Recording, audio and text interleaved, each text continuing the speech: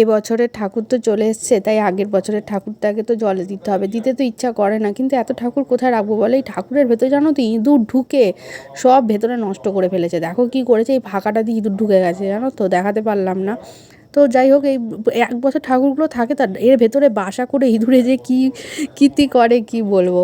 তো যাই হোক, এই ঠাকুরটাকে জলে দিতে যাচ্ছি। মেয়ে নিয়েছিল নেবে বলে, কিন্তু নিতে পারলো না, আবার ওর বাবাকে দিয়ে দিয়েছে। তাই জন্য আমরা জলে দিয়েছি। আর জলে দিতে গিয়ে বলছি না, ইঁদুরে ঢুকে পুরো এত নোংরা করেছে, শুধু নিচে ঝরে ঝরে পড়ছে। আর আমরা ভাবছি ঠাকুরের কোনো পার্টস হয়তো খুলে যাচ্ছে। তো যাই হোক, সেসব কিছু পড়েনি। আমরা এখন পাড়াতেই আর কি জলে, পাড়াতে তো আমার বাড়িতে আসতে দেখেছো তোমরা, দুদিকেই পুকুর আছে। তো ওই একটা পুকুরে আমরা ঠাকুরকে বিসর্জন দিচ্ছি। আগের বছরে সরস্বতী ঠাকুরকে সত্যি ভীষণ খারাপ লাগে বিসর্জনের সময়টা, কিন্তু কিছু করার নেই।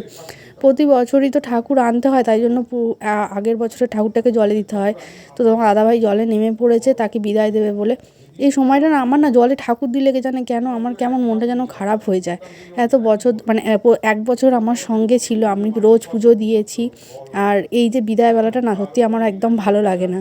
তো যাই হোক, কিছু করার নেই। মা সরস্বতী, আগের বছরে সরস্বতী বিদায় নিল, এবছরে আবার সরস্বতী পূজা হবে। ঠাকুর তোমরা দেখেছো তো, সব মায়ের কাছে এটাই কামনা যে নিজেদের তো আর কিছু হলো না, মেয়েটা যেন পড়াশোনা করে মানুষের মতন মানুষ হতে পারে। আর প্রতি বছরের মতন এবছরও যেন ছোটোর মধ্যে পুজোটা কমপ্লিট করতে পারি।